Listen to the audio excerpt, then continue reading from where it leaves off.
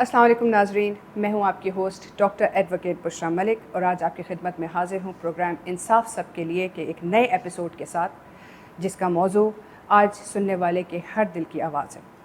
ये मौजू है पाकिस्तानी अदालतों में जो मुकदमात चल रहे हैं उनमें गैर ज़रूरी ताख़ीर क्यों हो रही है, इसकी वजूहात क्या हैं, माशरे पर इसका क्या असर है और इसका क्या हल है। बदकिस्मती से नाजरीन, आजकल हज़ारों घर ऐसे हैं जिनमें कोई न कोई अदालती मुकदमा सालों साल नस्ल दर नस्ल चल रहा है। कहीं पर विरासती मामलात नस्ल दर नस्ल चल रहा है और उसका कोई हल नहीं, तो कहीं पर घरों पर गैर कानूनी तौर पर कब्ज़े हो चुके हैं और मालिकान परेशान हैं। कहीं पर किराएदार महीनों महीनों किराया दिए बग़ैर घर को अपनी जागीर समझ कर रह रहे हैं और अगेन मालिकान को इसी चीज़ की परेशानी है कि केस को किस तरीके से आगे लेकर जाया जा सके। तो कहीं पर प्यारे अपने प्यारों को खोकर अभी तक इंसाफ की तलाश में। ये इस तरह के सवालात हैं जिनका अभी तक आवाम को कोई ठोस जवाब नहीं मिल सका, और इन्हीं सवालात पर रोशनी डालने के लिए हमने जिन गेस्ट को, जिन मेहमानों को इनवाइट किया है, वो अपने पेशे में बहुत महारत रखते हैं और ख़ास तौर पर इस मौजू के ऊपर बेहतरीन अबूर रखते हैं। चलिए मिलकर वेलकम करते हैं अपने गेस्ट का, advocate high court Mrs Gulnaz Kausar का, इनके husband advocate high court Jamshed Sheikh साहब का, और बहुत ही मोतबर advocate high court Nasrullah Qureshi sahab. तो मैम आपसे पहला ये सवाल करना चाहूँगी जो कि बहुत ही बेसिक और हमारे नाजरीन के लिए ये सबसे अहम सवाल है जिसका आज तक उनको जो है ना जवाब मिल नहीं पाया, कि अदालतों में जो ये मुकदमात चल रहे होते हैं इनके अंदर गैर ज़रूरी ताख़ीर चली जा रही होती है। कोई भी केस आप उठा लें, किसी भी कैटेगरी का, वेदर वो सिविल हो या क्रिमिनल हो, केस जब स्टार्ट होता है उसके बाद 10 साल, 20 साल, 30 साल गुजर जाते हैं, लेकिन वो केस ख़त्म होने का नाम नहीं ले रहा होता। तो ये गैर ज़रूरी ताख़ीर जो है, इसके ऊपर पाकिस्तान का क्या कोई लॉ है, कोई प्रोविज़न है, और अगर वो है तो थोड़ा सा हमारे नाज़रीन को एक बेसिक कॉन्सेप्ट ज़रूर प्लीज़ दीजिए कि ये है क्या और लोगों को क्या पता होना चाहिए इसके बारे में।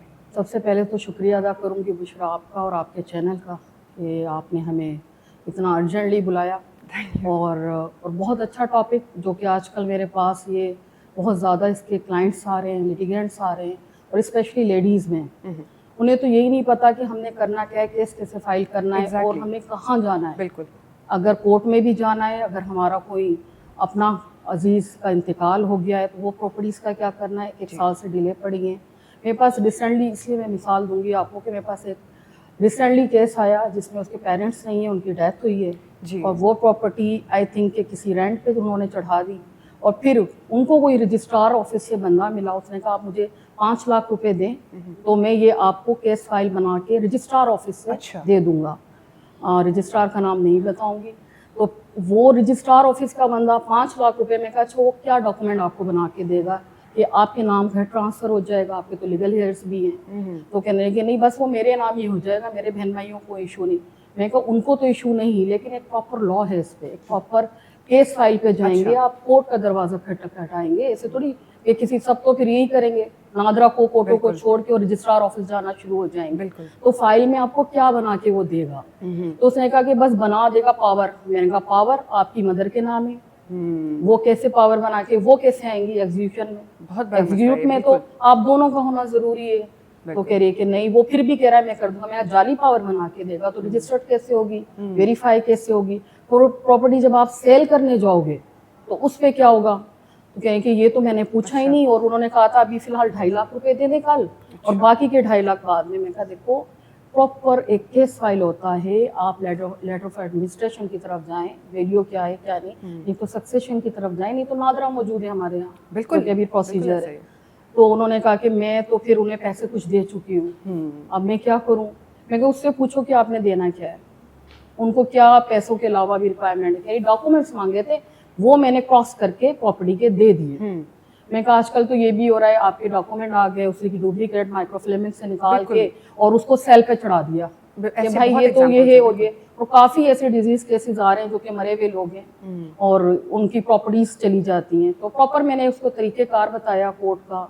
मैंने कहा कि देखें आप अगर लीगल हेयर्स भी एक जगह हैं और कह रहे हैं कि हम प्रॉपर्टी सेल करना चाहते हैं, तो इस ज़रूरी नहीं है, आप मोटेशन करा लें, आप KDA से, कराची डेवलपमेंट अथॉरिटी से जाके आप बाकायदा तौर पे, तो कह रहे हैं कि नहीं ये भी नहीं कर सकते, हमारे पास टाइम नहीं है वो। तो इस तरह के बहुत सारे मसाइल हैं जो कि अवाम को नहीं पता कि उन्होंने करना क्या है, स्पेशली लेडीज़ को नहीं पता। और बिलीव मी, वो वर्किंग वूमेन है, पढ़ी लिखी है, और उनके साथ ये हुआ। तो जो लोग पढ़े लिखे नहीं है, अवेयरनेस नहीं रखते, तो उनके साथ क्या हो रहा होगा यहाँ।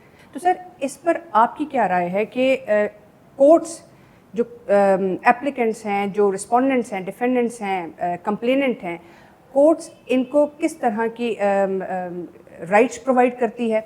और ये जो अननेसेसरी डिले ज़रूरी नहीं है सिर्फ किसी एक इदारे की वजह से हो, ये एक कोलैबोरेटिव, जिसको एक इज्तिमाई गलती कहा जाता है, ये वो है। तो क्लाइंट्स के अगर हम बात करें उनके पर्सपेक्टिव से, तो उनके पर्सपेक्टिव से क्या गलतियां आप समझते हैं वो करते हैं, और फिर वकीलों को किस तरीके से उन्हें नॉलेज देनी चाहिए, क्या प्रिलिमिनरी नॉलेज देनी चाहिए, और अदालत इसके बारे में क्या कहती है?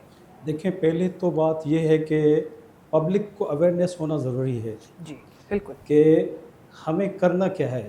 पब्लिक शॉर्टकट ढूंढती है, बिल्कुल। वो सोचती है कि हम कोर्ट ना जाएं, किसी वकील के पास ना जाएं, हम यहीं से कहीं से कोई हमें ये सहारा आसरा दे दे कि हम काम कर लें और काम करवा लें। देखें, कोर्ट का पर्पस क्या है अभी तक किसी को समझ में नहीं आती बिल्कुल, बात। बहुत सही ठीक है, बात कही आपने। थाना कोर्ट एक नेगेटिव पर्सपेक्ट्स में आता है, ऐसे ही वो मजबूर होके फाइनली कोर्ट में आते हैं कि अभी किसी की वकील इंगेज करें या वहाँ से कोर्ट से किसी को इंगेज करें, तब भी आते हैं। मैं सिर्फ थोड़ा सा एक ब्रीफ करूँगा, वो ये करूँगा कि कोर्ट्स जो है ना, जब आपके साथ नाजायज़ी होती है, ज़्यादती होती है, या आपका कोई अथॉरिटी डिपार्टमेंट या कोई सरकारी कर्मचारी आपका काम नहीं करता है, आपकी रूटीन वर्क्स नहीं होते हैं, इलेक्ट्रिक सप्लाई आपके पास नहीं होती है, या आपके पास गैस की प्रॉब्लम होती है, बिजली की प्रॉब्लम होती है, रेंट की प्रॉब्लम होती है, प्रॉपर्टीज़ में जो प्रॉब्लम्स आती हैं, वो उसके लिए फाइनली वो सोचते हैं कि कहीं ना कहीं से कुछ नहीं होता है, तो फिर कोर्ट में आते हैं। कोर्ट में भी आने के लिए फर्स्ट इनिशियली पेरेंट डिपार्टमेंट में आपको एक एप्लीकेशन देनी पड़ती है, दिस इज़ माई कंप्लेंट। ये मेरी एक कंप्लेंट है जिसकी वजह से नहीं हो रही। अगर उस कंप्लेंट पे सुनवाई नहीं होती है, then you will be approach the court. उसके बाद आप कोर्ट में आते हैं कि हमें ये जस्टिस नहीं मिलता है, तब knock the door of the court. अच्छा, सही। तो कोर्ट का मकसद ये है कि कोर्ट का मकसद ये नहीं है कि आप बस डायरेक्ट चले गए, अभी मेरा ये केस कर दें, फाइल कर दें, अब इसको 5 साल लटका के रखें, 3 साल के बाद ख़त्म कीजिएगा, या कल हमें इंसाफ दिला दें। तो ऐसा कुछ भी नहीं है। लॉ की पॉइंट में एक आप ये समझ लें कि डॉक्यूमेंट्री एविडेंस होती है।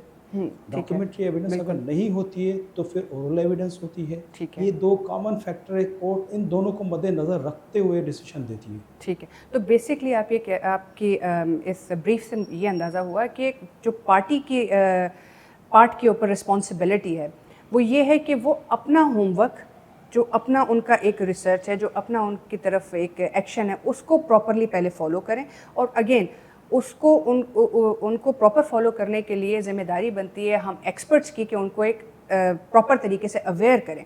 अब जिस तरह कि आपने ये बताया कि कोर्ट्स में सीधा चले जाना इज़ नॉट, ये एक सोल्यूशन नहीं है, जिसे हम अपनी ज़बान में प्री एक्शन प्रोटोकॉल कहते हैं, वो पार्टीज़ को फॉलो करना होगा। जैसे अपना होमवर्क, बिल्कुल लेमैन एक ज़बान में, कि अपना होमवर्क पूरा करें, एक प्रॉपर चैनल से आएँ, और उसके बाद ये चीज़ कंट्रीब्यूट करती है इस चीज़ में कि कोर्ट जो है अननेसेसरी डिले से बच सके।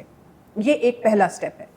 बहुत अच्छी बात सर आपने की। इसमें एक और चीज़ आती है कि डिले की रीज़न से एक और भी चीज़ होती है कि आपकी चीज़ें पूरी प्रॉपर कोर्ट में नहीं होती हैं। ठीक है, तो कोर्ट क्या करती है, वेट करती है कि शायद कोई चीज़ आ जाए कि हम प्रॉपर जस्टिस कर सकें और जस्टिफाई करके डॉक्यूमेंट्स की उस पर हम ऑर्डर कर सकें, जजमेंट दे सकें। तो ये भी एक डिले का प्रोसेस होता है। उसके अलावा पब्लिक इंटरेस्ट में चीज़ें जो आती हैं, कुछ फैमिलीज़, कुछ लोग हैबिचुअल लिटिगेंट होते हैं। बिल्कुल बिल्कुल, मैं समझ सकती हूँ। तो वो मोस्टली कोर्टों पे हावी होते हैं जी। तो वो फिर उनको पता होता है कि एक टेक्निकल लॉयर पकड़ना है जो कोर्ट में जाके डिले कराए। और हमारी वो देखें, बहुत सारे लोग तो कोर्टों से भी ही खेलते हैं। बिल्कुल, वो ऐसे खेलते हैं कि हम आपके ऊपर केस फाइल कर देंगे, आप परेशान होते रहेंगे, आपकी प्रॉपर्टीज रुलती रहेंगी। अब दूसरा जो है वो वो अफोर्डेबल पोजीशन पे भी नहीं है और वो एक जॉब कर रहा है, उसके पास टाइमिंग नहीं है, टाइम की भी शॉर्टेज है। तो ये एक बड़ा एक बिल्कुल, बिल्कुल। प्रॉब्लम है। सिर्फ इसमें एक कॉन्सिक्वेंसेस नहीं आता है कि हम एक वर्ड में कहते हैं कि भाई जस्टिस डिले। हाँ। जस्टिस डिले नहीं थे, जस्टिस को भी देखना पड़ता है कि जी। जस्टिस करूं या नहीं करूं सही इसमें। है, बिल्कुल सिर्फ ऐसा ये ही है। चीज़ बड़ी कॉमन होती है। सर, ये आपने बहुत अच्छी बात कही और बहुत की प्रोविज़न, जिस पर मैं अगले सवाल पे आपसे थोड़ी सी रोशनी लेना चाहूँगी कि ये जो एक इंटेंशनल डिले है, जिस तरह सर ने अभी बताया कि एक पार्टी एक बहुत अच्छी पोजीशन में होती है और वो डिलिबरेटली एक टेक्निकल लॉयर को हायर करती है कि वो उसका जो अल्टीरियर मोटिव है, जो उसका मकसद है, वो उसको आगे लेके चल सके। तो जब मेरा सर आपसे सवाल ये है कि जब कोर्ट को इस बात की जो जुडिशरी है बेसिकली, उनके पास क्या थ्रेशोल्ड है कि कोई ऐसा थ्रेशोल्ड है जिससे वो ये इस्टेब्लिश हो जाए कि यहाँ अब कोर्ट की जैसे कहते हैं कोर्ट का अननेसेसरी टाइम ज़ाया हो रहा है, अब वो किसी भी वजह से हो रहा हो, तो कोर्ट का ऐसा क्या थ्रेशोल्ड है कि ये, और जब ये इस्टेब्लिश हो जाता है तो इस पर पेनल्टीज़ क्या हैं? और इसी से रिलेटेड मैं आपसे सवाल करूँगी कि क्या वो पेनल्टीज़ एफिशिएंटली इम्प्लीमेंट हो रही हैं? देखिए, आज आपने जो टॉपिक सेलेक्ट किया है ना, आई डू अप्रिशिएट। मैं Thank you so बिल्कुल much. आपको Thank you. खराज तहसीन पेश करता हूँ। ये एक काइंड ऑफ क्रोनिक बहुत बिल्कुल। हमारी जुडिशल डिजीज़ अगर मैं इसको कहूँ तो जी बिल्कुल। गलत ना होगा। इंसाफ में ताख़ीर बुनियादी तौर पर इंसाफ से इनकार है जी। और इसको कैसे थ्रेश आउट किया जाए, courts are very much cognizant of the fact. उनको अच्छा। पता है कोर्ट्स को। ठीक है। कोर्ट्स के अंदर देखें, हर कानून के अंदर प्रोवाइडेड है। अगर आप सीपीसी को देख लें, सिविल प्रोसीजर कोड, टेक्निकल है, नो डाउट वो इस तरह से प्रोवाइड करता है लॉ को कि एक तरह से अगर हमारे पास जस्टिस डिलेड, जस्टिस डिनाइड का कॉन्सेप्ट है, जी जी। तो जस्टिस हरीड, जस्टिस बरीड का कॉन्सेप्ट भी है। यानी हम एक डिबेट वाली पोजीशन में हैं। इसको अगर हम उर्दू में बोलना चाहें तो ये जो देखें, बहुत आपने अच्छी हाँ, बात की, यानी क्योंकि अगर ये आप इंसाफ में जल्दबाजी करते हैं तो इसका मतलब ये हुआ कि आप शायद वो इंसाफ नहीं कर रहे हाँ। हो, वो जल्दबाजी हो जाए। बिल्कुल बिल्कुल ठीक है? सही बात है। अब आपने इन दो बिटवीन द लाइंस जाना है। दो इस तरह के एक मुहावरे हैं जिनके दरमियान में जाना है। इंसाफ करना कोई मामूली चीज़ नहीं होती। बिल्कुल नहीं। प्रोवाइडेड होता है। अगर आप फौजदारी कानून में जाएंगे वहाँ पे भी प्रोवाइडेड है। अगर आप दीवानी कानून में जाएंगे वहाँ पे भी प्रोवाइडेड है। बेशक आप जो स्टेट्यूट उठा लें, कोई भी कानून जो आपका मुकन्नना ने बनाया हुआ कानून दे रखा है आपको, उसमें प्रोवाइडेड है। इवन लिमिटेशन के लॉज हैं, ये सारी चीज़ें कानून में प्रोवाइडेड है। अब आते हैं कि क्या कानून क्या कहता है, हकायक क्या हैं। बिल्कुल। और उस अगर आपने के इंसाफ की ताख़ीर हुई है उसमें तमाम स्टेक होल्डर्स, लेकिन जब आप इंसाफ लेने जाते हो उसके अंदर आप एज ए लिटिगेंट, आपका वकील एज ए काउंसिल, जज, और उसके अलावा वो तमाम स्टेक होल्डर्स, जिस तरह मेरी बहन ने और भाई ने बताया आपको कि जनाब रजिस्ट्री करवाने जाते हैं तो वो भी आपके पीस ऑफ एविडेंस होता है। कोर्ट ने अल्टीमेट डिसीजन लेने के लिए वो पूरी एविडेंस जो है उसको इवेल्युएट करना होता है, अप्रिशिएट करना होता है और फाइनली कंक्लूड करना होता है कि इंसाफ क्या है। ये जो एक प्रोसीजर है, इस प्रोसीजर में जब आप दाखिल होते हो तो डेफिनेटली डिले होती है। बिल्कुल। लेकिन हम तो विद ऑल ड्यू रेस्पेक्ट, हम वो कौम हैं, घर से भी निकलेंगे, होटल पे खाना खाने जाएंगे और ऑर्डर देंगे, अगर उसने कह भी दिया कि भाई इसमें 25 मिनट लगेंगे, तो हमें लगता है कि ये भाई बहुत टाइम ज़्यादा। बिल्कुल। ठीक है, बिल्कुल। हम लोगों में भी हम नहीं देते। एग्जैक्टली हम लोगों में भी सब्र नहीं है। सही बात है। हाँ, अलबत्ता कानून के अंदर फिर अगर हम फौजदारी में चले जाएं, FIR दाखिल होने के बाद 15 दिन के अंदर चालान जमा होना है, यानी उसने एविडेंस रिकॉर्ड वो जो है वो डिग आउट करनी है, वो एविडेंस आपको आके कोर्ट के सामने रखनी है। फिर जब उसके अंदर कॉग्निजेंस हो गई, चालान सबमिट हो गया, अगले 7 दिन के अंदर आप सबसे पहले तो कॉपी प्रोवाइड करेंगे उसको, ताकि अक्यूज जाके अपनी डिफेंस की तैयारी करेगा। 7 दिन के अंदर अंदर चार्ज फ्रेम होना है और उसी दिन गवाह आने हैं और केस चलना है। बेशक कानून तो अच्छा कानून में बड़ी कैटेगोरिकल जो है वो आपको एक टाइम लिमिट और थ्रेश, एक कट ऑफ डेट दी हुई है कि भाई इतने दिनों में। लेकिन फिर क्या होता है, हमारा अक्यूज जो है उसको शायद कहीं से कोई इस तरह की जो है वो सलाह मशवरा या एक कोई लीड एडवाइस मिल मिल जाती जाती है। है, हाँ जी। वकील आके खुद कहते हैं कि भाई अगर इसमें हमने इतना जल्दी चला लिया तो एविडेंस फ्रेश है, फ्रेश एविडेंस आ जाएगी तो तुम्हारे कन्विक्शन के चांसेस बहुत ज़्यादा हैं। इस तरह के जो मफरूजात या इस तरह के मशवरे जो है वो फिर कौन देता है? फिर उसमें हम वकीलों का किरदार है, विद ऑल ड्यू रेस्पेक्ट, लेकिन ऐसा होना नहीं चाहिए। बिल्कुल। अगर हम वाकई चाहते हैं, वकील का असल काम है तो असिस्ट द कोर्ट, बिल्कुल। अगर प्रॉपर असिस्टेंस दे रहे हैं कोर्ट को और कोर्ट भी विजिलेंट है कि नहीं मैंने असिस्टेंस लेनी है, बिल्कुल। इसको कंक्लूड करना है, इस पे आप देखिए हमारी जुडिशरी का क्या किरदार है। 2009 में जुडिशल पॉलिसी आई जिसके अंदर तमाम जितनी भी आपकी लिटिगेशंस हैं उनके लिए एक स्पेसिफिक टाइम प्रोवाइड कर दिया गया कि इनको आपने इस टाइम में डिस्पोज ऑफ करना है, चाहे रेंट केस हो, चाहे बेल एप्लीकेशन हो, चाहे अच्छा इवन नेब ऑर्डिनेंस के अंदर आप आ जाएं 30 डेज के अंदर नेब ट्रायल कंक्लूड होना है, लेकिन हो नहीं सकता, ह्यूमनली पॉसिबल नहीं है। तो ऐसी चीजें हैं जो इनएविटेबल हैं, उनको भी आपने अटेंड करना है। आज तक देखें, मैंने आपको 2009 की बात बताई, वो जुडिशल पॉलिसी मेकिंग कमेटी आज तक उसको रिवाइज करती है और लेटेस्ट भी हमारे पास उसके अंदर डेवलपमेंट्स हैं जिसमें तमाम स्टेक होल्डर्स अपना किरदार अदा कर जाते हैं। बिल्कुल ऐसे बहुत ही वैल्यूएबल इंफॉर्मेशन आपने प्रोवाइड की और इसमें बहुत सारी ऐसी बातें हैं, कॉन्सेप्ट्स हैं जो जिसका मेरी नॉलेज में भी बहुत इजाफा हुआ और डेफिनेटली नाज़रीन को भी इससे बहुत फ़ायदा हुआ होगा। मैम, इसी बात को आगे लेकर चलते हुए मैं आपसे ये सवाल करना चाहूँगी कि इतना अच्छा हमारा सिस्टम थ्योरी में मौजूद है, जिस तरह इन डिटेल सर ने बताया, तो इसी बेस के ऊपर हमारा कोई ऐसा थ्रेशोल्ड अदालत का है जिससे ये पता लग सके कि कोर्ट की अननेसेसरी जो डिले हो रहा है, जिसमें ऑब्वियसली ये सारे स्टेक होल्डर्स जैसे सर ने बताया इन्वॉल्व होते हैं। तो जब जुडिशरी जब फॉर एग्जांपल कोई भी जस्टिस सामने बैठा होता है, उसको ऑब्वियसली अगर एक थ्रेशोल्ड मीट हो जाता है कि इस पर्टिकुलर टाइम लाइन से आगे केस नहीं चलना चाहिए था, ये क्यों चल रहा है, तो जब ये डेवलप हो जाता है तो इसके ऊपर कैसी इन्वेस्टिगेशन, क्या कोई इन्वेस्टिगेटिव अथॉरिटी होती है, या अगर नहीं है तो क्या इस वक्त थ्योरी में क्या पेनल्टीज हैं तमाम पार्टीज के लिए जो रिस्पॉन्सिबल हैं अननेसेसरी कोर्ट डिलेज के लिए? देखिए, जब कोर्ट में केस जाते हैं प्लांटिफ की तरफ से तो बहुत सारी चीज़ें ऐसी होती है, डॉक्यूमेंट्स ऐसे होते हैं जो कि अवेलेबल नहीं होते उसमें। डिफेंडेड एक नोटिस, 2 नोटिस, वो खुद जानबूझ के भी डिले कर रहा होता है कि यार जब फाइनल नोटिस आएगा ना तब मैं जाऊँगा अपने वकील के साथ अपेयर होऊंगा, ठीक है। फिर वहाँ से क्या होता है कि वहाँ से भी पूरी डॉक्यूमेंटेड जो चीज़ें नहीं हो रही होती है।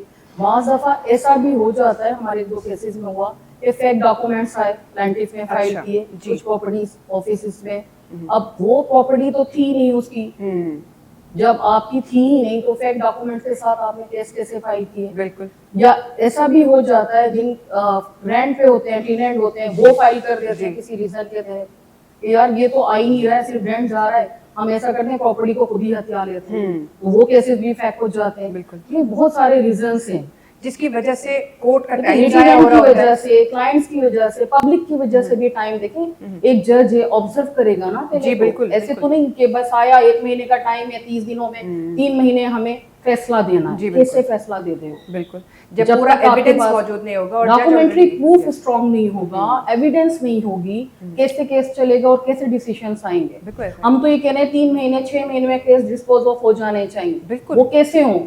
2 महीने तो सर्विसेज हेल्ड गुड में ही लग जाते हैं, बाज़ दफा तो आते ही नहीं है लोग, पता चलता है उन्हें नोटिस मिले और जाके रिकवरी का नीचे सूट फाइल कर दिया। तो बेसिकली ये आप कहना ये चाह रही हैं कि जो प्रोविजन ऑफ डॉक्यूमेंट्स, जिसको उर्दू में कहेंगे कि अपनी तरफ से एक जिम्मेदारी के जो भी एक्सपर्ट्स हैं जो आपके केस को डील कर रहे हैं, उनको जो वो आपसे मांगते हैं आप उन्हें दें, उनके साथ पूरा कोऑपरेट करें। बहुत सारे रीजंस होते हैं, डॉक्यूमेंट्री भी, इसके अलावा भी एविडेंस भी, और केस को तोड़ना जोड़ना। वकीलों पे ही वैसे अक्सर तो इल्जाम आया है कि वकील 2 आपस में मिल गए या कुछ ऐसा हो गया। अच्छा, ये इल्जाम है सिर्फ या कभी-कभी सच्चाई भी है? लेकिन फैक्ट्स नहीं है इसमें। अच्छा, अब वकील हैं, जाहिर सी बात है, एक ही जगह रहते हैं, वकला बिरादरी है, एक ही जगह खाते हैं पीते हैं, तो खड़े होकर बात भी कर सकते हैं, तो इसका मिलना तो नहीं होता। लेकिन केस प्रॉपर दोनों प्रोसीड करेंगे अपने अपने क्लाइंट के साथ। बिल्कुल। उस वक्त क्या होते हैं, वो एक ग्राउंड में होते हैं और एक वॉरियर होते हैं अपने क्लाइंट के लिए।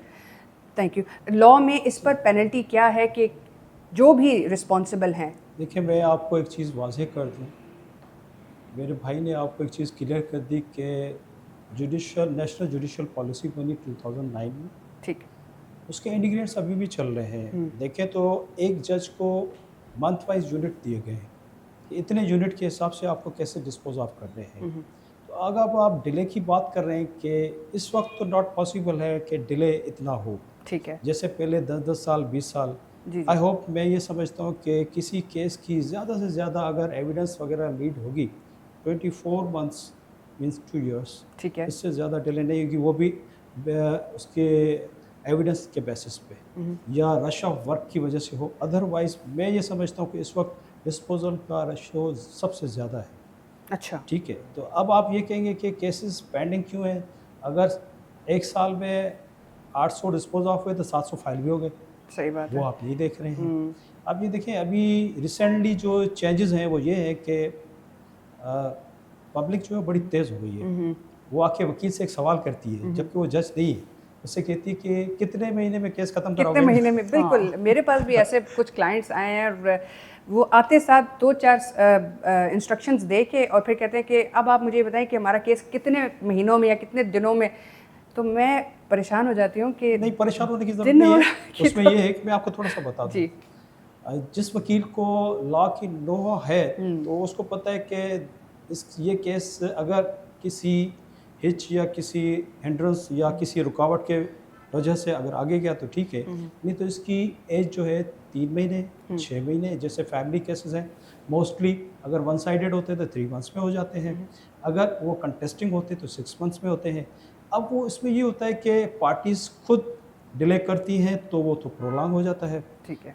आप ये समझ रहे हैं कि अगर जज की तरफ से डिले है तो इस वक्त पॉसिबल नहीं है, क्योंकि उसको अपने यूनिट्स बनाने होते हैं तो वो डिस्पोज ऑफ करता है। अब ये अलग बात है कि मैंने तो ये भी देखी कि 2 महीने में भी कैसे डिस्पोज ऑफ हुए, जो कि किसी के लिए पॉसिबल नहीं है। बट देन अगेन सर, इसका रेशो कम है। ये 2 महीने में हो जाना या विद इन टाइम फ्रेम एक केस का डिस्पोज ऑफ हो जाना, इसका रियलिटी बेस पे अगर देखा जाए तो रेशो कम है। उसका रीज़न है, जी उसका रीज़न ये है कि हर केस की नेचर सेम नहीं है। जी, अगर केस की नेचर सेम हो तो रेशो बढ़ जाएगा। ऐसा ही है। ये कोई एक प्रोडक्ट नहीं है कि मैंने बनाई और इसकी रेशोस पे काउंट करें। देखिए, सही। यहाँ क्राइम के और लिटिगेंट के मुख्तलिफ कॉन्सिक्वेंसेज होते हैं, असबाब होते हैं, सेम पोजीशन पे नहीं होता है। देखिए, आप ये समझते हैं कि केस मैंने फाइल किया और जज ने एडमिट कर दिया, आओ वे केस चलाते, ऐसा कुछ भी नहीं है। वो पहले ही देखता है कि ये केस एडमिट के लायक है या नहीं है, आया ये इसके ग्राउंड्स रियलिटी पे है या नहीं है, बिल्कुल। आया प्रॉपर वे में है या नहीं है, आया ये जो कानूनी जो चीज़ें रिक्वायरमेंट है वो पूरी हो रही है नहीं हो रही है, आया जो प्रॉपर सेक्शन है या प्रॉपर जो कलम है जिसका वो उस पर लग रहा है नहीं लग रहा है। तो ये चीज़ें बड़ी काउंटेड होती है। देखिए, अभी एफआईआर जो कटती है 154 सेक्शन है उसका, उसमें तो राइट है कि कोई भी जाए तो फर्स्ट इन्फॉर्मेशन है, एफआईआर फर्स्ट इन्फॉर्मेशन रिपोर्ट है, एफआईआर। अच्छा जी, बिल्कुल। तो कोई भी जाए उसकी फर्स्ट इन्फॉर्मेशन रिपोर्ट तो हो सकती है, उसके बाद उसकी इन्वेस्टिगेशंस होती है, कॉन्सिक्वेंसेस होते हैं, देखते हैं कि आया ये बन रही है नहीं बन रही है। बाज़ औक़ात आजकल तो लोगों ने रूटीन बना ली है कि किसी के पीछे दुश्मनी करनी है तो पुलिस आप ये पैसे ले लें और एफआईआर काट दें। बिल्कुल ऐसा ही। देखें, अभी ऑनलाइन सिस्टम हो गया है, आप अपना केस जो कोर्ट में फाइल कर चुके हैं तो उसकी जो अपडेट्स हैं वो ऑनलाइन देख सकते हैं। ठीक है, अभी हाई कोर्ट ने एक सिस्टम बनाया है कि अगर आप एफिडेविट कराते हैं जब केस फाइल होता है तो उसमें आपका सेल नंबर आ जाता है, सेल नंबर से आपको मैसेज आ जाता है कि आज आपका केस लगा है। तो इससे फेक फाइलिंग केसेस का रेशो ख़त्म हो गया।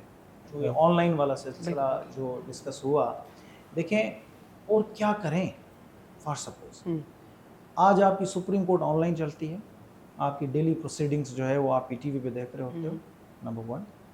अगर आप किसी वजह से इस्लामाबाद नहीं पहुंच सकते, आप यहाँ कराची रजिस्ट्री में वो एप्लीकेशन देते हो कि जनाब मेरे यहाँ हाई कोर्ट के अंदर 10 केसेस लगे हुए हैं, तो मुझे आप जो है वो ऑनलाइन हियरिंग में वो एप्लीकेशन आपकी अलाउ हो जाती है। यहाँ से कराची से बैठ के आप आर्ग्यू करें।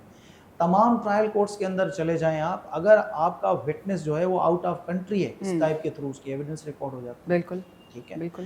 केस फ्लो मैनेजमेंट सिस्टम जो इंट्रोड्यूस हुआ Mr justice Mushir Alam sahab ji the then chief justice of Sindh high court थे जिन्होंने इनिशिएट किया था। और हमारी आईटी इतनी ज़बरदस्त है सिंध हाई कोर्ट की कि थ्रू आउट पाकिस्तान हमने सर्विसेज दी हैं। अच्छा। तो अगर आप ये देखें कि केस फ्लो मैनेजमेंट के अंदर आपको तमाम, मेरे भाई ने जितनी बातें गिनवाई हैं वो सारी की सारी हैं। फिर हमारे पास MIT सिस्टम होता है, हमारा एक डिस्ट्रिक्ट एंड सेशन जज MIT होता है जो पूरी सर्विलेंस कर रहा होता है, देखभाल कर रहा होता है तमाम कोर्ट्स की, डिस्ट्रिक्ट कोर्ट की जितनी भी सबऑर्डिनेट कोर्ट्स हैं। नेशनल जुडिशल पॉलिसी 2009 में ये कहा गया कि तमाम वो ट्राइब्यूनल्स, तमाम वो कोर्ट्स जो फेडरेशन के अंदर आती हों या अदरवाइज प्रोविंशियल गवर्नमेंट के अंदर डायरेक्टली आती हों, वो तमाम की तमाम हाई कोर्ट के ताबे आ गई। वहाँ पे जितने भी जजेस अपॉइंट होंगे वो चीफ जस्टिस के कहने से अपॉइंट होंगे। ये सारी चीज़ें, यूनिट सिस्टम पहले क्या था? यूनिट सिस्टम पहले ये होता था कि आपने एक विटनेस चलाया, उस पर एक आपको यूनिट मिला।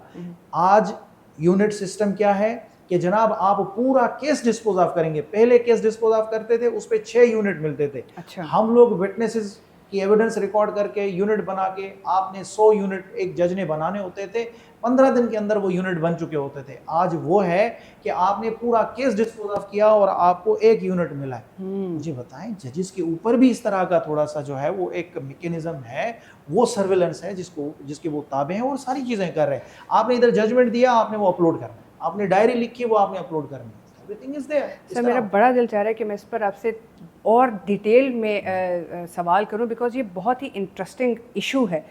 और क्योंकि हमारे पास टाइम की थोड़ी सी रिस्ट्रिक्शन है, तो आखिर में मैं एक क्वेश्चन आपसे और करना चाहूँगी कि हमारे पास एक कानून तो है कि अगर अननेसेसरी डिले है तो उस पर कॉम्पनसेटरी कॉस्ट्स हैं। ये कॉस्ट्स कौन अवॉर्ड करता है या इसकी कौन इस्टेब्लिश करता है ये कॉस्ट? ये कॉस्ट कंपनसेशन और जो ख़ास तौर पे मलिशियस प्रोसिक्यूशन के अगेंस्ट जो है वो एक्शन होता है, इस पे तो आपको वाकई एक मैं आपको आइडिया दूंगा कि एक नया प्रोग्राम करें आप। जी बिल्कुल, इंशाल्लाह। ठीक है, इंशाल्लाह। अच्छा, इस पे बहुत ज़्यादा बात की जा सकती है। देखिए हमारे यहाँ क्या होता है, उमूमन ये एक काइंड ऑफ शिकायत होती है हर लिटिगेंट को, या एक अक्यूज्ड हो कहता है मैं जनाब मैं इनोसेंट हूँ। पुलिस हमारे यहाँ क्या करती है, मैक्सिमम जो फिक्सेशन होती है या वो सेडल करते हैं कुछ लोगों को अपनी नंबर गेम को पूरा करने के लिए, वो क्या करते हैं, चर्च का केस लगा दिया आपके ऊपर, हेरोइन का, भंग का केस लगा दिया, हथियार लगा दिए, सारी चीज़ें। मैं चूंकि जुडिशल बैकग्राउंड रखता हूँ तो मैंने इस पे काम किया। मैंने देखा कि जनाब एक बंदा है, ये चर्च इस बंदे से नहीं निकला, वो आपको पूरा चालान में एविडेंस पढ़ेंगे तो आपको पता चलता है कि एक्चुअली क्या हुआ है। आप क्या होता है हमारे यहाँ जजेस इस जल्दबाजी में सिर्फ ये कह देते हैं कि जनाब ये बंदा इनोसेंट है and prosecution has failed to prove the case against him beyond the reasonable doubt. चले जनाब ये तो आपने तय कर दिया, लेकिन ये जो चर्च निकला अब इसको कहाँ करेंगे? You need to dispose of it. अब ये आपने तय करना है, तो ये इंसाफ नहीं है कि आपने ये आपका हो जाता है आधा इंसाफ कि आपने सिर्फ ये तय किया कि जनाब ये चर्च इससे नहीं निकला। भाई इससे नहीं निकला तो किससे निकला, ये आपने तय करना होता है, जो हम नहीं करते due to shortage of time. काम जिस तरह आपके पास इस वक्त की कमी है, हमारे यहाँ कोर्ट के अंदर भी इसी तरह वक्त की कमी होती है। तो कहने का मकसद ये है कि इस पे पूरा जो है वो हम पूरा 1 घंटे का प्रोग्राम कर सकते हैं। लॉ में प्रोवाइडेड है, कंपनसेटरी कॉस्ट हैं, डैमेजेस में जा सकते हैं, मलिशियस प्रोसिक्यूशन के अगेंस्ट जा सकते हैं। और वो बंदा जिसने एक झूठी एफआईआर में आपको, तो उसके अंदर जो है वो सेक्शन 250 सीआरपीसी के अंदर है कि जनाब आप उसके खिलाफ एक्शन ले सकते हैं। तो ये तमाम लॉज अवेलेबल हैं। हाँ, अलबत्ता उनको इन्वोक नहीं किया जाता, तो इस वजह से दे बिकम रिडेंडेंट। और दूसरा ये कि अवाम में अवेयरनेस नहीं है। अच्छा, आपकी चीज़ क्लियर कर दूं जो आपने क्वेश्चन किया था माजरत से। देखिए असल जो आप कह रही है कि डिले पे कॉस्ट है या नहीं है, डिले पे कॉस्ट लगती है। ठीक है, ये आपकी शायद किसी की नॉलेज में नहीं है। इस डिस्क्रिमिनेशन जिसे कहते हैं कि ये इख्तिसास है जज को, डिस्क्रिप्शन होती है, पर उसको इख्तिसास उर्दू में कहते हैं, उसको जज को है। ठीक है कि अगर 2 पार्टीज खड़ी है, एक एविडेंस के लिए खड़ा है और वो दूसरी पार्टी कह रही मैं नहीं चलाऊंगी, तो एप्लीकेशन देखते हैं तो उस पर कॉस्ट इम्पोज करता है। अच्छा। उसमें 3 तरह की कॉस्ट इम्पोज होती है। एक ये होती है कि दूसरी पार्टी से पूछते हैं कि आप कितने डिस्टेंस से कहाँ से आए हैं। अच्छा। तो उसको फेयर एडजस्ट होता है। ठीक है। अच्छा। दूसरा, अगर वो देखते हैं कि वाकई डेलिबरेटली वो डिले कर रहे हैं, तो अपनी मर्ज़ी की एक कॉस्ट फिक्स करते हैं ठीक उसमें है। कोई प्रॉपर चार्ट नहीं होता है। अच्छा, ठीक है। तो ये चीज़ें होती हैं, डिले पे कॉस्ट है। अगर कोई समझता है कि डिले करने पे नहीं है तो डिले पे शर्त ये है कि सामने वाली पार्टी उस पे ऑब्जेक्शन करे अच्छा, कि मुझे ऑब्जेक्शन है, मैं आया हूँ, मैं मजबूर हूँ, तो उस पे जज कॉस्ट इम्पोज करता है, कॉस्ट अदरवाइज इम्पोज नहीं। करेगा, ये ओके। होती है। तो बेसिकली निज़ाम है। थैंक यू सो मच, आप सबका बहुत बहुत शुक्रिया कि इतनी वैल्यूएबल इन्फॉर्मेशन आपने हमारे नाजरीन को प्रोवाइड की, और आई एम श्योर कि हम सब इससे बहुत ज़्यादा हम सबको बेनिफिट मिला। तो नाजरीन, जैसा कि आपने इस शो में देखा, ये बात वाज़ेह हो चुकी है कि कानून का और हमारे अदालती मुकदमात में गैर कानूनी ताख़ीर, जो गैर ज़रूरी ताख़ीर है, वो सिर्फ़ एक कानूनी मसला नहीं है, बल्कि हमारा समाजी और अखलाकी चैलेंज भी है। हमें सिर्फ़ अपने कानून में बेहतरी लाने की अशद ज़रूरत नहीं है, बल्कि समाजी अबूर, अदालती नज़्म और वकला की ज़िम्मेदारियों को भी बेहतर करने की अशद ज़रूरत है।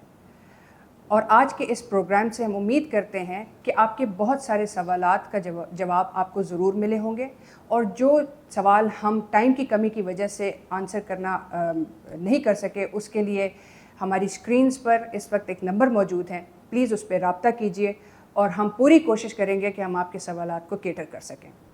आखिर में मैं अगेन शुक्रिया अदा करना चाहूँगी अपने तहे दिल से advocate high court Nasrullah Qureshi साहब का, advocate high court Jamshed Sheikh साहब का, और advocate high court Gulnaz Kausar साहिबा का, कि इन्होंने अपने कीमती और मसरूफ़ वक्त में से वक्त निकाला और हमारे नाजरीन की रहनुमाई की, और आप सब का भी जिन्होंने हमारा प्रोग्राम देखा और इसे पसंद किया।